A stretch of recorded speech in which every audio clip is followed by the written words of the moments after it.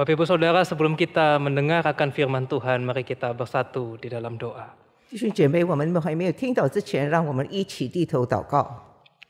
Ya Tuhan Allah kami, 我们的父， kami datang kepada Engkau 我们现在来到你面前， oleh sebab kami rindu Tuhan untuk mendengar akan firman-Mu. 因为我们渴慕听你的道， Sekiranya Engkau menerangi hati dan pikiran kami, 求你能够光照我们的心思意念， agar kami bisa mengerti apa yang menjadi kehendak-Mu 让我们清楚明白你的旨 di 意， dalam kehidupan kami. 在我们的生活中， Juga berikanlah kami hati sebagai seorang murid 也求你给我们一个受教的心， yang mau diajar oleh firman-Mu. 愿意被你的道所引导。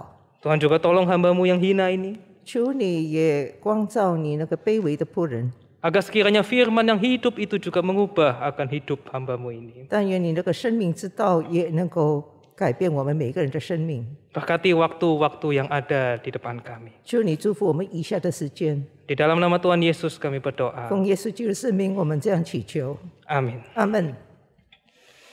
Selamat pagi Bapak Ibu Saudara sekalian. 弟兄姐妹早安。 Untuk firman Tuhan pada pagi hari ini, mari kita membuka Alkitab kita dari Matius pasal yang ke-5. 今天我们所要读的经文是取自马太福音第5章， Ayat yang ke-10 hingga yang ke-12. 从第10节到第12节。 Matius 5 ayat 10 hingga ke-12 pembacaan Alkitab akan dilakukan dalam bahasa Mandarin. 马太福音第5章第10到12节，圣经这么说：为义受逼迫的人有福了，因为天国是他们的。人若因我辱骂你们、逼迫你们、捏造各样坏话毁谤你们，你们就有福了。应当欢喜快乐，因为你们在天上的赏赐是大的。在你们以前的先知，人也是这样逼迫他们。 Demikian jauh pembacaan firman 读 Tuhan. 经到此为止。 Firman Tuhan pada pagi hari ini adalah ucapan bahagia yang ke-8 sekaligus menjadi penutup dari seri khotbah ucapan bahagia. 今天早上我们要思考的就是第8福，也就是我们这一系列关于8福的已经进入尾声了。 Yang merupakan bagian dari khotbah di bukit yang disampaikan oleh Tuhan Yesus kepada murid-muridnya. 就是主耶稣的登山宝训是对他的门徒所讲的， Dan sebagaimana yang telah kita pelajari di minggu-minggu sebelumnya, 就好像我们几个礼拜以前我们已经学习的。 khotbah di bukit adalah mengenai bagaimana Tuhan Yesus mengajarkan akan nilai daripada kerajaan sorga. 这个登山宝训就是主耶稣教导门徒关于这个天上的那个价值观。 Nilai dari kerajaan Allah yang seharusnya dimiliki oleh anak-anak Allah. 天上的价值观也是应该每个神的儿女应该拥有的价值观。 Atau minimal diperjuangkan untuk dimiliki oleh orang percaya. 最低限度，我们应该尽力去拥有这些价值观。 Dan nilai yang diajarkan oleh Tuhan Yesus adalah sesuatu yang begitu berbeda dengan dunia. 而主耶稣所教导的价值观是与世俗的价值观是完全不同的。 Di mana ketika dunia mencari akan kekayaan, Tuhan Yesus mengatakan berbahagialah orang yang miskin di hadapan Allah. 当世人在那里拼命找钱，但是主耶稣说什么呢？在他灵里贫乏的人是有福的。 Ketika dunia selalu ingin menang atas orang lain, selalu ingin membalas akan kejahatan orang lain, Tuhan Yesus mengajarkan berbahagialah orang yang lemah lembut. 当人常常要为自己争取胜利，常常在那里不断的去欺压别人，但是主说什么呢？温柔的人有福了。 Dan ketika dunia selalu berkonflik satu dengan yang lain, Tuhan Yesus mengatakan berbahagialah orang yang membawa damai. 当人常常与别人有冲突争执的时候，主耶稣说，带来和睦的人是有福的。 Dan kita sekarang tiba pada ucapan bahagia yang terakhir. 现在我们已经到了第8福， Berbahagialah orang yang dianiaya. 就是人因我辱骂你们，为义受逼迫的是有福的。 Nah, tetapi Bapak Ibu Saudara, kita sebagai orang Kristen di Indonesia, khususnya di Jakarta, di abad 21, 但是弟兄姐妹，我们是为基督徒在也城，特别是21世纪， rasa-rasanya sulit sekali untuk kita semua menghayati dan mengkaitkan akan perkataan Tuhan Yesus ini dengan kehidupan kita sehari-hari. 好像主耶稣所讲的这些，跟我们每一天要连上关系，好像比较觉得困难。Kita bisa mengerti apa itu miskin di hadapan Allah. 我们清楚明白什么叫在主里面贫穷。 Kita bisa mengerti seperti apa itu berduka cita, lemah lembut, murah hati, suci hati, membawa damai. Kita bisa mengerti. 我们也清楚明白什么叫做哀痛、温柔、怜恤人、清心、使人和睦的意思。 Tetapi tidak mudah untuk kita kemudian bisa relate dengan penganiayaan. 但是如果讲到逼迫，好像与我们不是息息相关。 Kenapa? 为什么呢？ Karena kita hidup di tempat dan zaman di mana sebenarnya kita tidak lagi dianiaya oleh karena iman kita. 因为我们活在这个世代，我们是不会因我们的信心而受到逼迫的。 Ya mungkin ada Bapak Ibu di 可能 belahan dunia yang lain atau di daerah lain di Indonesia. 弟兄姐妹可能会有的，就是在印尼的其他的地区会有。 Kita mendengar ada orang-orang yang menderita aniaya oleh karena Kristus. 我们也听见过，因为信基督，而且他受到逼迫。 Ada orang yang harus diusir dari rumahnya karena percaya kepada Tuhan Yesus. 也有人因为接受耶稣而被赶出家门。 Atau ada gereja itu dipaksa untuk ditutup dan kemudian orang Kristen harus beribadah dengan sembunyi-sembunyi. 也有那个教会被人所封闭，然后呢，那些人要隐隐藏藏的在家里聚会。 Tetapi yang seperti itu Bapak Ibu secara umum sebenarnya jumlahnya kecil. 但是一般来说，弟兄姐妹，这类事其实是占非常小的部分。 Jikalau ada di zaman ini gereja ditutup atau bahkan ada mungkin gereja itu dibom, 如果在这里有一间教会被关闭了，或者甚至于被爆炸， maka seluruh dunia dari berbagai agama itu akan mengutuki pelaku-pelaku yang seperti itu. 那么所有全世界无论任何宗教，他们都会一起来谴责这些事件。 Waktu beberapa tahun yang lalu itu di Irak, di Suriah ada ISIS. 在几年前呢，有那个在伊拉克、在伊朗有那个伊斯兰组织， Itu menganiaya orang-orang Kristen. 在那里逼迫基督徒。 Lalu seluruh dunia itu mengutuki dan memerangi akan ISIS tersebut. 然后全世界都谴责他们的行为，而且要抵挡这个伊斯兰组织。 Terhadap penganiayaan, semua orang dari berbagai agama di seluruh dunia akan kompak melawan mereka yang menganiaya dan membela orang Kristen. 如果讲到有逼迫的事情发生，那么全世界的人，无论是什么宗教，他们一定会团结起来来谴责这些恶行。 Karena kita saat ini memang hidup di zaman yang menjunjung tinggi akan nilai-nilai hak asasi manusia. 因为我们现在活着是在高举人权的， Di mana kebebasan beragama itu dijamin oleh negara. 而且国家是在里保障我们宗教自由。 Dan sebagian besar orang di masyarakat itu berupaya sedemikian rupa untuk hidup damai. 而且很多市民他们都是想尽力过和平和睦的生活， Dan semua orang bercita-cita agar ada toleransi beragama. 而且他们也会在宗教方面会彼此的宽容。 Kita hidup di Indonesia yang menjunjung tinggi akan Pancasila dan kebinekaan, keberagaman. 而且在印尼，我们是高举那个建国5星的原则，还有是多元化的社会。 Sehingga jikalau ada orang Kristen yang dianiaya oleh kelompok masyarakat tertentu, kita bersama-sama dengan umat semua agama akan sedemikian rupa membela mereka yang 所以，如果 dianiaya. 有一群人受到别人的逼迫，那么我们大部分人都会团结起来来谴责这种行为。 Orang Kristen di Indonesia 基督徒凡是在印尼的， relatif bisa hidup nyaman sekalipun kita merupakan kelompok minoritas di Indonesia. 虽然我们是属于少数的民族，但是我们可以一般来说，我们是还过得非常安稳。 Saya menduga, 我就猜测， sekalipun mungkin ada di antara kita, tetapi tidak banyak di antara kita yang pernah benar-benar mengalami penganiayaan karena iman kita. 可能我们中间有人会因信心受到逼迫，但是我相信这个数目是非常小的。 Lalu jika demikian Bapak Ibu, 如果如此的话，弟兄姐妹， terhadap ucapan bahagia yang terakhir ini bagaimana kita itu menghayati dan mengkaitkannya di dalam kehidupan kita sehari-hari. 那么我们怎么样去体验这8福在我们的每天生活中呢？ Terlebih Tuhan Yesus mengatakan bahwa orang-orang yang menderita aniaya inilah oleh karena kebenaran, karena Kristus, itulah orang yang berbahagia dan yang empunya kerajaan sorga. 更何况主耶稣说，就是因我辱骂你们、逼迫你们、捏造各样坏话、诽谤你们的，就是有福了，因为你们的赏赐是大的，你们会得到天国。 Maka ini adalah sesuatu yang sangat penting untuk kita pikirkan bersama-sama. 所以这是至关重要，我们要好好的去思考。 Nah, mari sekarang kita memperhatikan akan ucapan bahagia yang ke-8 ini. 好，现在就让我们细心的去思想第8福， Berbahagialah orang yang dianiaya oleh sebab kebenaran. 为义受逼迫的人有福了。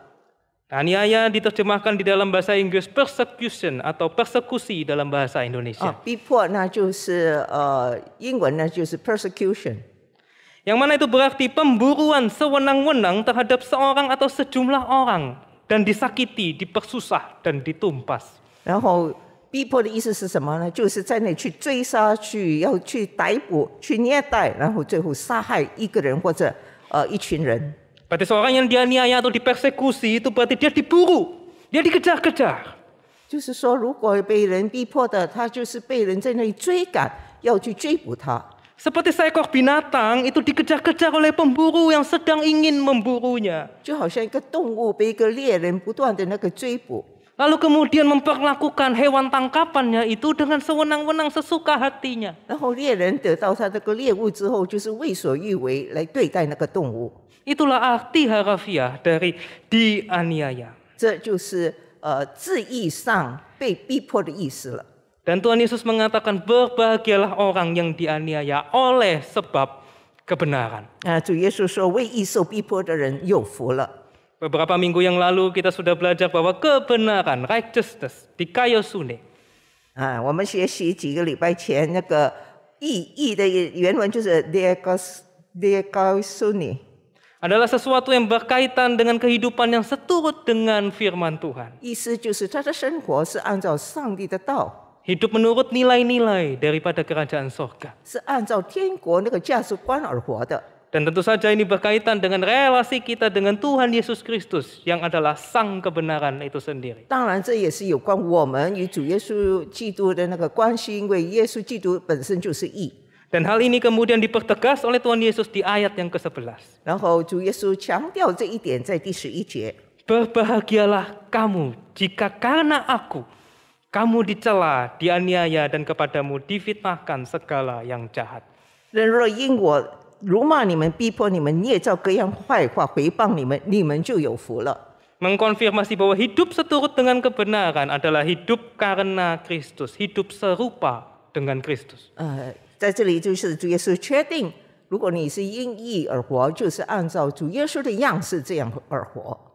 Dan oleh karena kehidupan yang seperti itu, anak Tuhan akan dianiaya. 就是因为他过这样的行事为人是如此，所以上帝的儿女就会受到逼迫。 Bapak Ibu Saudara, di ayat-ayat sebelumnya Tuhan Yesus selalu mengatakan berbahagialah orang yang miskin, orang yang lapar, orang yang murah hati dan seterusnya. 在前面主耶稣说什么呢？什么是有福的人呢？就是爱痛的人，那个虚心的人，温柔的人。 Tetapi di ayat 11 ini Tuhan Yesus mengatakan berbahagialah kamu. 但是在第11节，主耶稣是说：人若因我辱骂你们。 Bukan lagi berbahagialah orang yang ini atau yang itu, tetapi berbahagialah kamu. 就是说，不是说这个人那个人，而是你们， Yaitu kamu murid-muridku. 就是你们这些我的门徒 Kamu yang mengikut aku. 你跟随我的， Kamu yang mendengarkan akan firman ini. 你听到我的道。 Jika karena aku kamu dicela, dianiaya, difitnahkan segala sesuatu yang jahat. 如果你是因我被人辱骂、被人逼迫、别人捏造、诽谤的话， Adalah suatu nuansa yang begitu personal, Bapak Ibu Saudara sekalian. 在这里意味着一个非常个人的那个关系。 Seakan-akan setiap orang yang menjadi murid Kristus, menjadi Kristen, termasuk kita yang ada di sini, itu pasti akan menderita aniaya karena Kristus. 就好像是说，你我如果是主耶稣的门徒的话，我们就会受到逼迫一样。 Dan memang Bapak Ibu, 不错，弟兄姐妹， Tuhan Yesus berkali-kali mengatakan bahwa mengikut Tuhan itu menyangkal diri memikul salib. 不错，主耶稣曾经说过，要跟随我，你就要舍己背起你的十字架来跟从我。 Merelakan segala-galanya dan akan disertai dengan berbagai penderitaan dan penganiayaan. 你要放弃一切，而且你会受到种种的痛苦和被逼迫。 Misalnya saja dalam Yohanes pasal 15 Tuhan Yesus berkata, 就好像约翰福音第15章主耶稣曾经这么说： jika dunia itu membenci kamu, ingat bahwa dunia telah lebih dahulu membenci aku. 如果世人恨你们，你们要知道，恨你们以前已经恨我了。 Jika mereka telah menganiaya aku, mereka juga akan menganiaya kamu. 如果他们已经逼迫了我，也必逼迫你们。 Sebagaimana Kristus dibenci, ditolak dan dianiaya, maka kita murid-muridnya tentu juga akan dianiaya. 就好像主耶稣被人厌弃、拒绝，受痛苦逼迫，我们成为他的门徒也会受到逼迫。 Maka adalah suatu keniscayaan Bapak Ibu. 所以这是必然的。 Menjadi murid Kristus, menjadi orang Kristen itu adalah mengalami penganiayaan. 成为基督徒，成为主耶稣的跟随者，我们就会受到逼迫。 Dan kepada murid-muridnya itu Tuhan Yesus mengatakan berbahagialah. 对那些门徒，主耶稣说：“你们有福了。” Sebagaimana yang sudah kita pelajari sebelumnya bahwa kata berbahagialah itu seperti suatu ucapan selamat. 当我们讲到有福的时候，我们好像说恭喜别人的一个词。 Congratulations, selamat, selamat engkau telah dianiaya. 恭喜你啊，你受到逼迫了。 Dan tidak hanya itu, Tuhan Yesus melanjutkan di ayat 12 dengan 2 buah perintah. 然后接下去主耶稣还给2个命令，是在第12节。 Yaitu bersukacitalah, bergembiralah. 他说应当欢喜快乐。 Kata bersukacita di situ berarti perasaan yang luar biasa karena mengalami berkat dan anugerah Tuhan. 欢喜快乐就是一个莫大的那种喜乐，因为得到从上帝而来的祝福。 Dan bergembira di situ berarti melompat kegirangan, merayakan suatu berkat dan anugerah dari Tuhan. 快乐就是在那里跳跃欢欣，因为得到一个很大的祝 Kenapa 福。 kok bersukacita dan bergembira? 所以他在那里就是会欢喜快乐，为什么呢？ Tuhan Yesus melanjutkan karena upahmu besar di surga. Sebab demikian juga telah dianiaya nabi-nabi sebelum engkau. 因为接下去主耶稣说：“你们在天上的赏赐是大的，在你们以前的先知人也是这样逼迫他们。 Yaitu karena di masa yang akan datang kita akan beroleh kerajaan surga. 因为在将来我们就会得到天国， Dan tidak hanya di masa yang akan datang. 不只是将来的事。 Di masa kini pun kita boleh mengalami suatu pengalaman istimewa seperti apa yang telah dialami oleh nabi-nabi Tuhan. 在这个世代，我们也会经历到好像那些先知们所经历到的那种感受。 Di dalam bagian Alkitab yang lain, Rasul Paulus memberikan suatu penjelasan bagi kita untuk dapat mengerti mengapa kita itu berbahagia, bersukacita dan bergembira ketika kita itu menderita aniaya. 那么使徒保罗在另外一些书信，他也讲到为什么受到逼迫之后会感受到那个欢喜快乐。 Dalam 1 Petrus 4 ayat 12 dan 14 itu disebutkan. 如果我们看彼得前书第4章第12、第14节。 Saudara-saudara yang kekasih, janganlah kamu heran akan nyala api siksaan yang datang kepadamu sebagai ujian.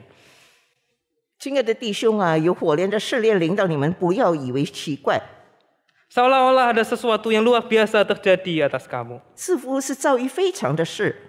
Sebaliknya bersukacitalah sesuai dengan bagian yang kamu dapat dalam penderitaan Kristus. 倒要欢喜，因为你们是与基督一同受苦， Supaya kamu juga boleh bergembira dan bersukacita pada waktu ia menyatakan kemuliaannya. 使你们在他荣耀显现的时候，也可以欢喜快乐。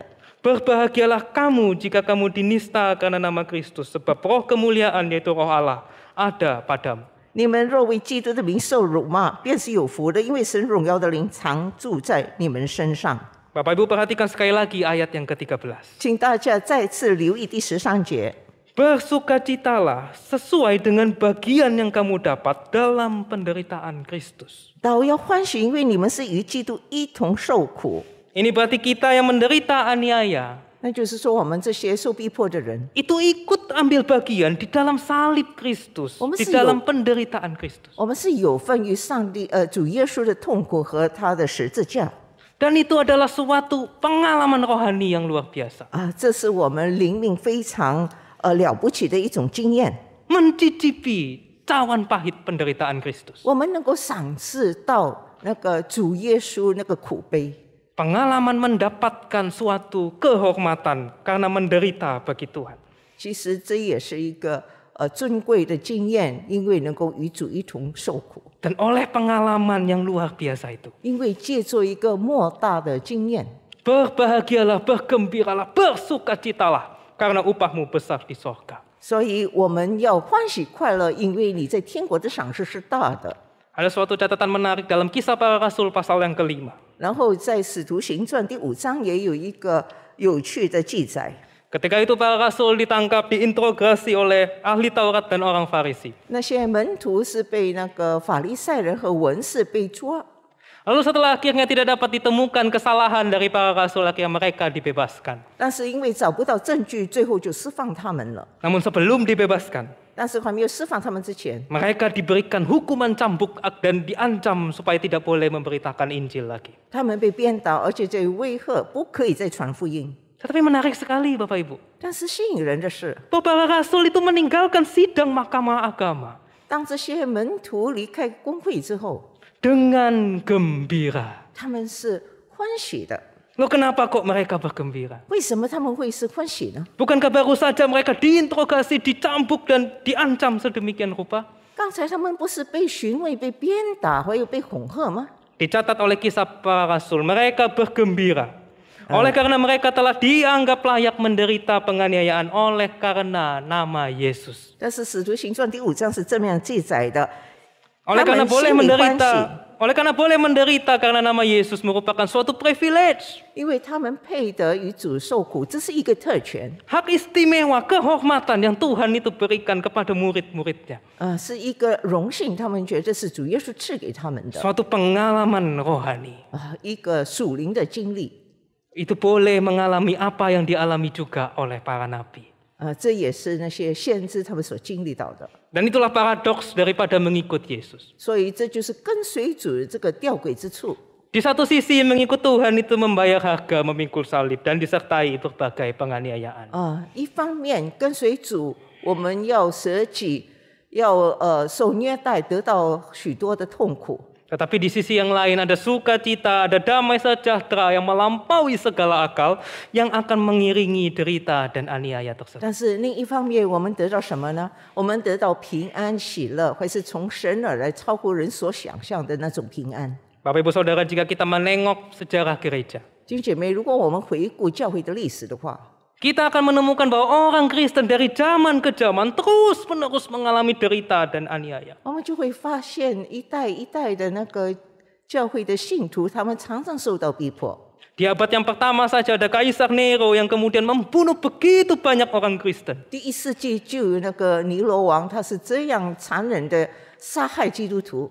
Memberikan mereka kepada binatang buas, menggantung mereka di tiang-tiang itu lalu dibakar menjadi lampu-lampu jalan. 把基督徒丢进那个野兽，让他们被吞吃，或者把他们烧在那个火柱上。 Penganiayaan terus berlanjut sampai awal abad yang keempat. 这样不断的持续有逼迫的，直到4世纪初。 Selama lebih dari 300, kurang lebih 300 tahun, orang Kristen dikejar-kejar seperti binatang, ditangkap, disiksa dan dibunuh dengan keji. 大概300多年，基督徒常常被人什么呢？追杀、被追捕，然后虐待，最后又被杀害。 Kedahsyatan penganiayaan ini digambarkan oleh Eusebius, sejarawan gereja abad yang keempat. 然后在 Eusebius， 他一位教会的历史学家曾经这么说， Dia mengatakan, 他这么说。 ada begitu banyak yang menderita sehingga kapak yang kejam itu tumpul dan para algojo menjadi bosan. 就是有多么多的基督徒要被杀害，甚至于那个斧头也变钝了，而且那些刽子手他们也觉得非常的厌倦。 Salah satu kisah yang terkenal di abad yang kedua adalah kisah Perpetua dari Kartago. 有一个人物就是在2世纪叫做 Perpetua， 是从 Carthago 的。 Perpetua adalah seorang wanita muda dari kalangan bangsawan Romawi. Perpetua 是一个少妇，是从罗马的贵族。 Dia bertobat dan menjadi Kristen. 他悔改成为基督徒， Singkat cerita dia ditangkap atas perintah kaisar. 所以他因为凯撒下令就被抓了。 Dan ketika ditangkap dia di dalam keadaan hamil. 其实被抓的时候，她正在怀孕。Dia bahkan harus melahirkan di dalam penjara. 甚至于最后他是在监牢中产下他的宝宝。 Dengan kondisi penjara yang begitu kejam dan menyedihkan. 那时候监狱的情况是这样令人惨不忍睹的。 Ayah dari Perpetua seorang bangsawan Romawi itu sampai mohon-mohon kepada Perpetua agar meninggalkan imannya. 贝贝多的爸爸也是一位贵族，就在那里不断的哀求他的女儿放弃他的信仰。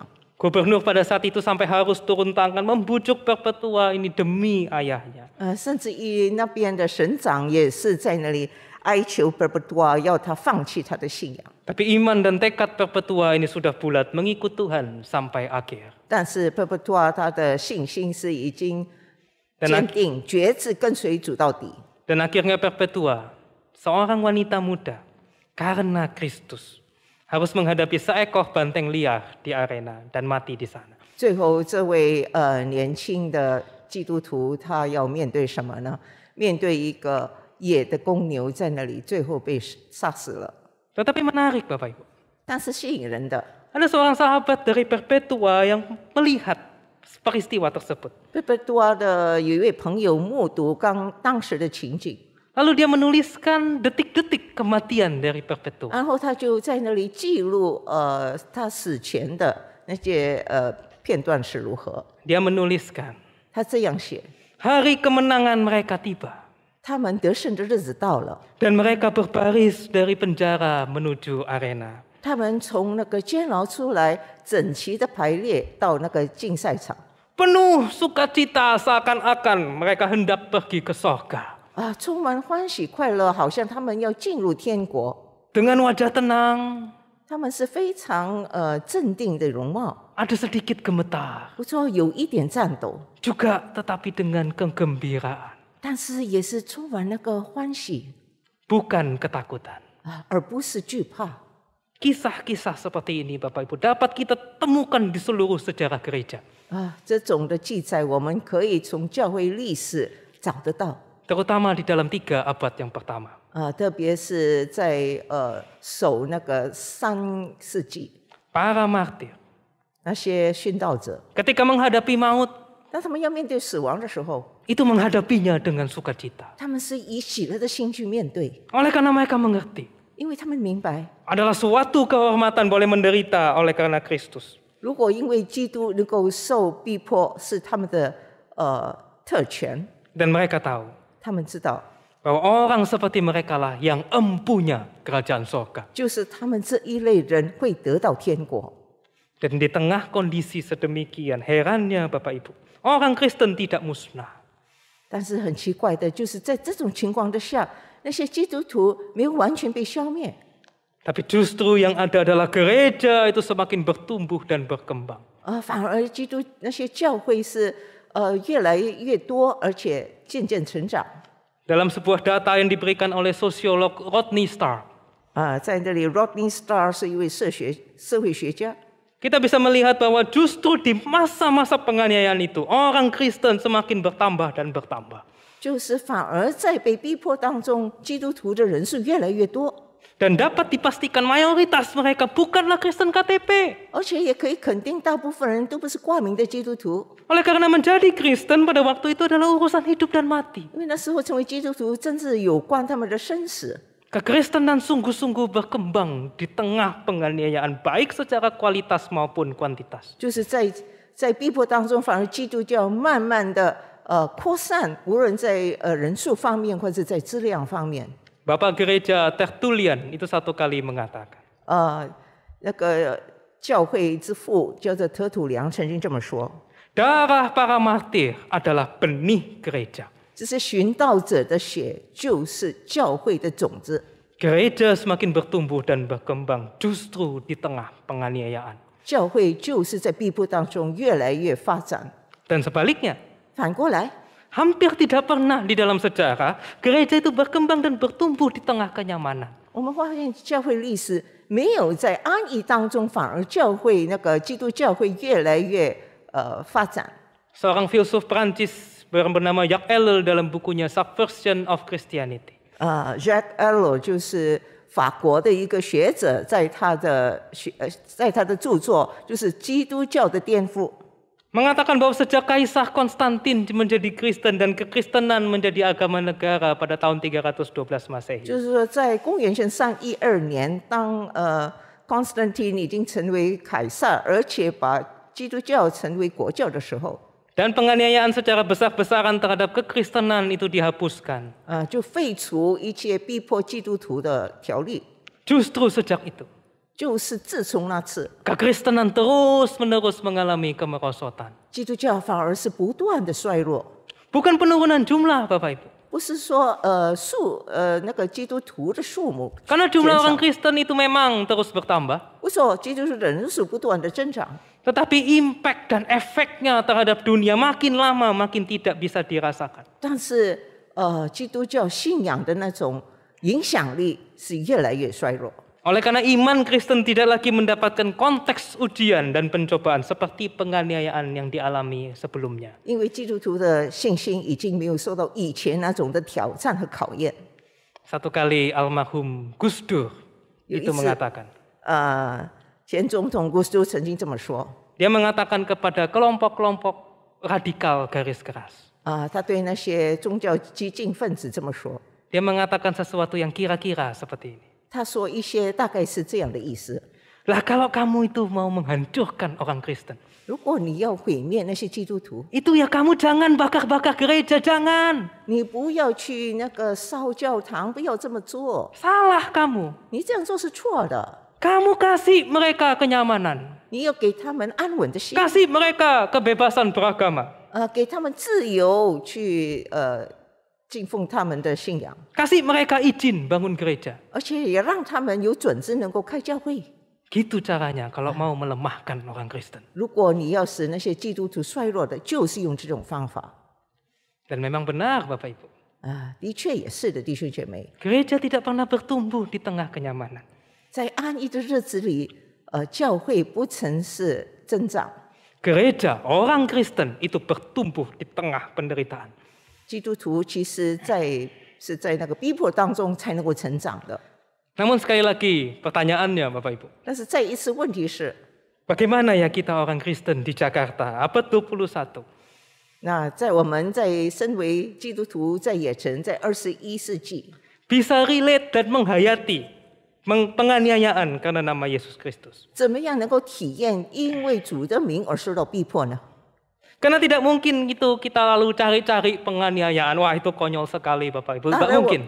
当然我们不是自讨苦吃去找麻烦，要别人逼迫我们，这是非常荒谬的。 Dan jangan sampai kita dianiaya karena salah kita sendiri. 我们不要被逼迫，因为我们自己所犯的错。 Misalnya saja kita tidak bijaksana dalam berelasi dengan orang di sekitar kita. 比如说，我们没有能够好好的去与别人交往， Atau kita memberitakan Injil itu dengan sembrono. 或者我们是很草率的将福音传讲给别人， Dan tidak menggunakan hikmat dan bijaksana dari Roh Kudus. 没有运用从圣灵给我们的智慧。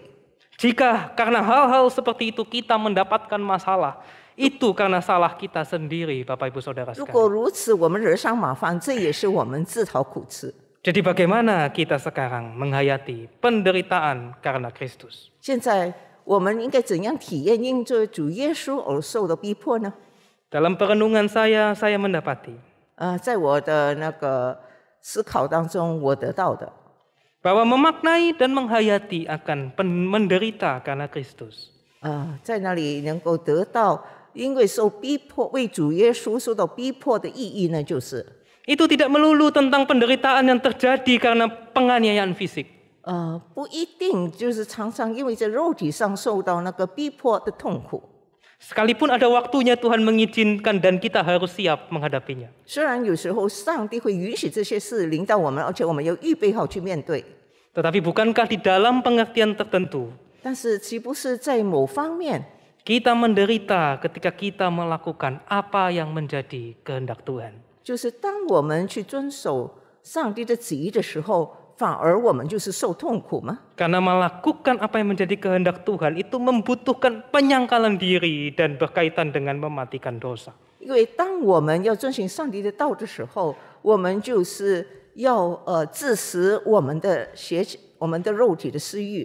Dan di dalam prosesnya kita pasti menderita. 然后在过程当中，我们一定觉得很痛苦。 Dan jika kita kembali kepada teks yang tadi kita baca 如果我们回到刚才所读的经文， dan menempatkannya di dalam seluruh ucapan bahagia, 来再去看那个所谓的八福， kita akan mengerti 我们就会明白， bahwa jika kita melakukan 7 ucapan bahagia yang sebelumnya itu dengan setia, penderitaan akan menghampiri kita. 如果我们真的忠心去遵守前面所讲那个七福的行动的话，我们一定会受到痛苦。 Karena dengan kita setia melakukan apa yang menjadi nilai-nilai daripada kerajaan Allah, itu akan berbenturan dengan nilai dunia. 因为当我们遵守主耶稣所讲那个天国的价值观的话，就会与世俗的价值观有所冲突， Dan juga berbenturan dengan nilai keduniawian kita. 而且也会与我们心中那种价值观也是互相冲突的。 Maka di sini kita bisa menghayati penderitaan karena Yesus Kristus itu dengan cara sungguh-sungguh hidup serupa dengan Kristus. 所以我们能够体验为主的名受逼迫，就是当我们愿意效法主耶稣而行。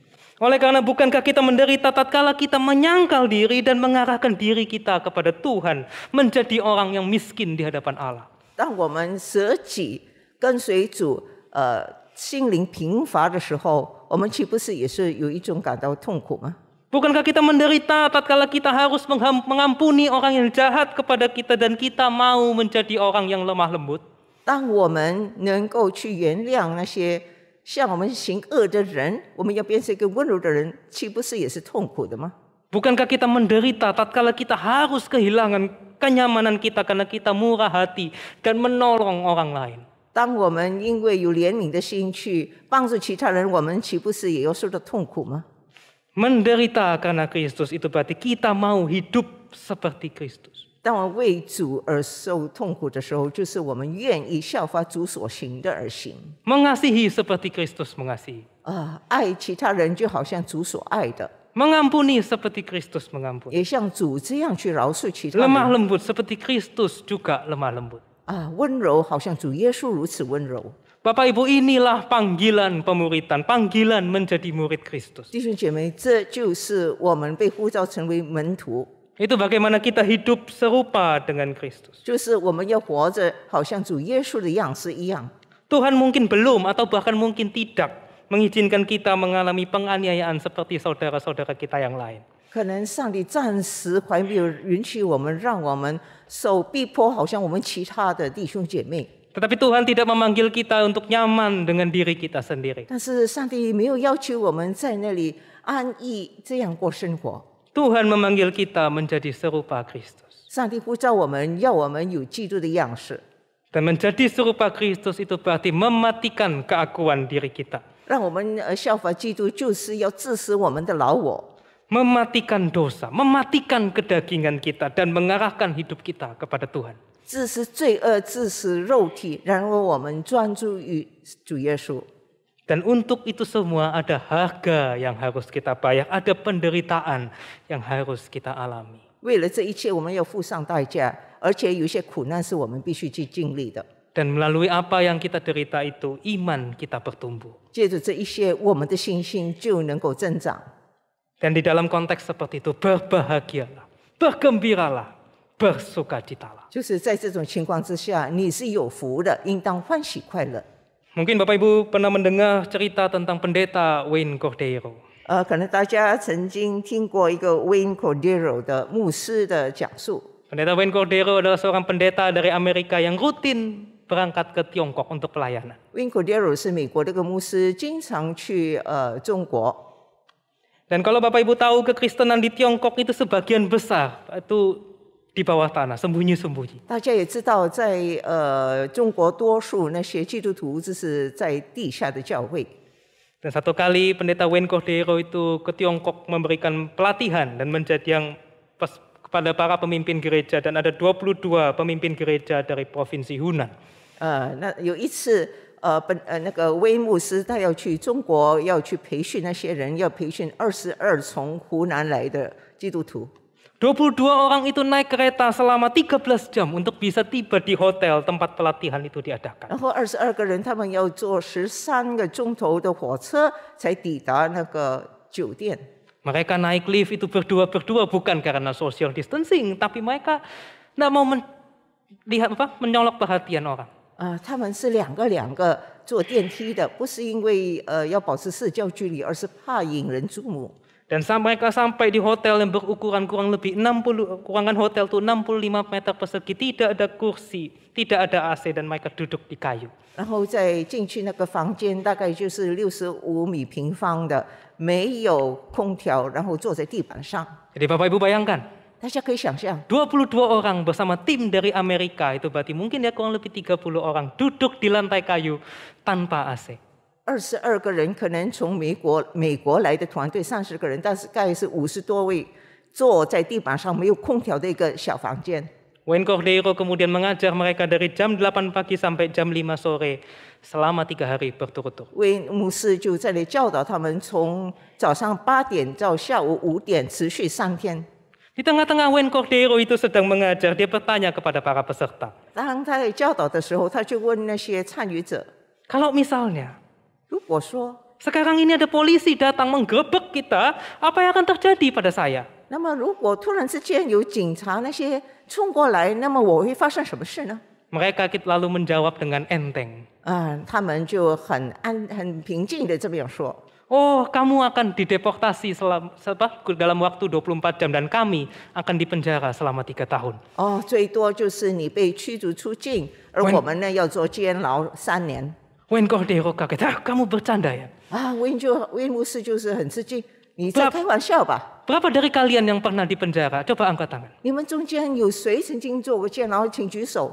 Dari 22 orang, 18 orang itu mengangkat tangannya, mereka pernah masuk penjara karena iman mereka. 22个人，其中18个人曾经做监牢，因为他们的信心。 Wayne Cordeiro itu lalu mengajak mereka itu membaca Alkitab. 然后威牧师就邀请他们一起读圣经。 Dan betapa kagetnya Wayne Cordeiro ketika mereka mendapati bahwa mereka ternyata hafal Alkitab. 而且让他非常吃惊，就是原来他们中间很多都会念那个圣经。 Jadi misalnya saja, mari kita membaca Yohanes pasal yang pertama. 比如说，他说让我们一起读约翰福音第1章。 Mereka tidak buka Alkitab, tapi mereka langsung bisa bilang, pada mulanya adalah firman, firman itu bersama-sama dengan Allah dan seterusnya. 他们没有打开圣经，就是说太初有道，道与上帝同在，这道就是 Ketika 上 sudah 帝。 selesai, Wayne Cordeiro itu tanya, 然后还没有完成，威就这样问他们： kamu itu hafal seluruh pasal? 你整章都能够背下来呀？ Oh iya Pak, kami itu 是啊， hafal banyak pasal. 我们会背很多章节。 Kok bisa? Di mana kamu itu belajar menghafal Alkitab? 为什么你们怎么样学背那个圣经呢？ Well, kami menghafalnya di penjara. Ya kami punya banyak waktu di penjara. 他说在监牢里很多时间嘛，我们就是在监牢里去背圣经。 Loh emangnya di penjara boleh bawa Alkitab? 难道真的可以带圣经去监牢吗？ Oh ya nggak boleh Pak. Makanya itu lembaran demi lembaran Alkitab itu disobek-sobek lalu diselundupkan di dalam makanan masuk ke dalam penjara. 我们是一页一页的把它撕下来，圣经页撕下来，然后偷偷的带去那个监牢。 Dan cepat-cepat begitu kami cepat-cepat hafalkan karena sebelum itu bisa ketahuan. 所以我们尽快的就把那一页就整章的就把它背下来。 Karena jikalau kami menghafalnya, mereka bisa mengambil kertas itu, tapi mereka tidak bisa mengambil apa yang tertulis di dalam hati kami. 不错，他们那些警察可以把我们的圣经的页把它抢去，但是他们不可以抹灭已经记在我们心中的。 Mereka sungguh sangat mengasihi Tuhan. 他们真的非常爱上帝。 Setelah 3 hari mengajar, Wayne Cordeiro berpamitan kepada 22 orang ini. 3天培训结束之后，威恩就向他们告别。 Wayne Cordeiro berkata, saya mau kembali ke Amerika. Apa yang bisa saya doakan untuk kamu? 威牧师就说：“我要回去美国，你要我为你们带到什么呢 Mereka menjawab, oh Pak Pendeta, 他说：“牧师啊， kalian di Amerika itu bisa bebas, berkumpul, bersekutu, beribadah kapan saja. 你们在美国真的非常自由，随时随地可以聚会。 Dan Bapak lihatlah kami ini begitu susah. 你看我们是何等的为难。 Bagaimana kalau Anda mendoakan agar suatu kali kami itu bisa seperti kalian yang ada di Amerika? 你不如为我们祷告，让我们有一天就好像你们在美国那样。” Wayne Cordeiro itu terdiam dan kemudian berkata, enggak.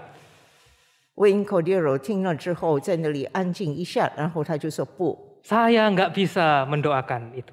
我不能够为你们这样祷告。 Semua kaget lalu bertanya, 全部都很吃惊， "Loh kenapa begitu Pak Pendeta?" 为什么这样啊，牧师？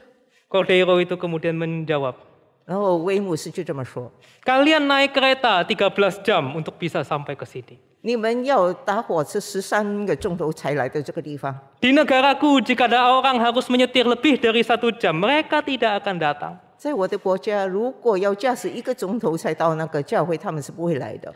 Kalian duduk di lantai kayu selama 3 hari. 你们坐在地板上3天之久。 Di negaraku jika mereka harus duduk lebih dari 40 menit, mereka akan pergi. 如果在我的地方，如果他们要坐超过40分钟，他们就会离开。 Kalian bukan hanya duduk di lantai kayu tanpa AC. 你们坐在那个地板没有空调。 Kalau di negaraku, kalau bukan di kursi yang empuk dengan AC yang sejuk, mereka biasanya tidak akan datang lagi. 在我的国家里，如果不是有柔软的椅子坐，然后有空调，他们是不会来的。 Di Amerika kami itu rata-rata punya 2 Alkitab per keluarga. 在我们的国家，每一个家庭大概都有2本圣经， Tapi kami tidak membacanya. 但是我们没有去读。 Kalian hampir tidak punya Alkitab sama sekali, tapi kalian menghafalkannya dari lembaran-lembaran kertas. 你们差不多都没有圣经，但是你们竟然能够从那些圣经页能够把它背下来。 Dan kalian sekarang minta saya berdoa supaya kalian bisa seperti kami. 现在你要我为你们祷告，让你们像我们那样？ No, saya tidak akan berdoa supaya kalian bisa seperti kami. 不，我一定不会祷告让你们好像我们这样。 Tapi saya akan sungguh-sungguh berdoa agar suatu hari kami bisa seperti kalian. 但是我会诚恳的祷告，有一天让我们好像你们那样。 Bapak Ibu Saudara, Tuhan saat ini memang tidak memberikan konteks penganiayaan fisik kepada kita. 弟兄姐妹，现在上帝暂时还没有在肉体上让我们要受逼迫， Tapi mari kita masing-masing memeriksa kehidupan kerohanian kita. 但是让我们反省自己的灵命。 Tuhan tidak minta yang gimana-gimana. 上帝没有要求我们怎么样， Tuhan hanya minta kita setia melakukan apa yang Tuhan percayakan kepada kita saat ini.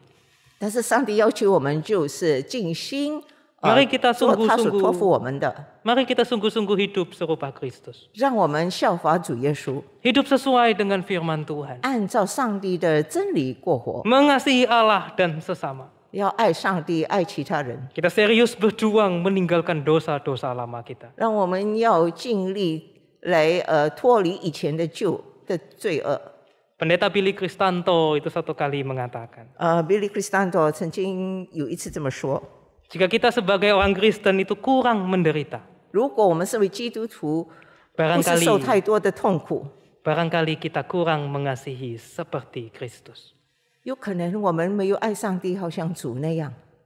Sekiranya di minggu yang baru ini kita semakin bertumbuh di dalam pengenalan kita akan Allah. 但愿在这新的礼拜开始，我们能够更加的认识上帝， Dan kita hidup semakin serupa Kristus. 而且我们活得越来越像主耶稣。 Sekalipun disertai berbagai penderitaan. 虽然其中会掺杂很多的痛苦， Berbahagialah, bersukacitalah, bergembiralah. 我们觉得应该是有福的，应该欢喜快乐。 Mari kita bersatu dalam doa. 我们一起祷告。 Tuhan, inilah kami anak-anak-Mu. 主啊，这就是你的儿女们， Kami mau Tuhan untuk mengikut Engkau. 我们愿意跟随你。 Kami tahu terkadang kami lebih suka mengikuti akan kedagingan kami. 不错，有时候我们想按照自己的肉体的邪行私欲。 Tuhan tolong kami agar kami mau diproses oleh Engkau menjadi semakin serupa dengan Kristus. 主啊，求你帮助我们，让我们愿意被你塑造，让我们越来越像主耶稣。 Sekalipun Engkau tidak memberikan kepada kami konteks penganiayaan dalam arti yang sebenarnya. 虽然你没有按照那个在肉体上来让我们受到逼迫， Tapi sekiranya kami boleh menjadi orang-orang yang setia melakukan apa yang telah Engkau percayakan kepada kami saat ini. 但愿我们每个人都愿意忠心的来进行你所交托我们的。 Terima kasih Tuhan, terima kasih. 感谢你，主耶稣， Di dalam nama Tuhan Yesus kami 奉 berdoa. 耶稣基督圣名，我们这样祈求， Amin. 阿门。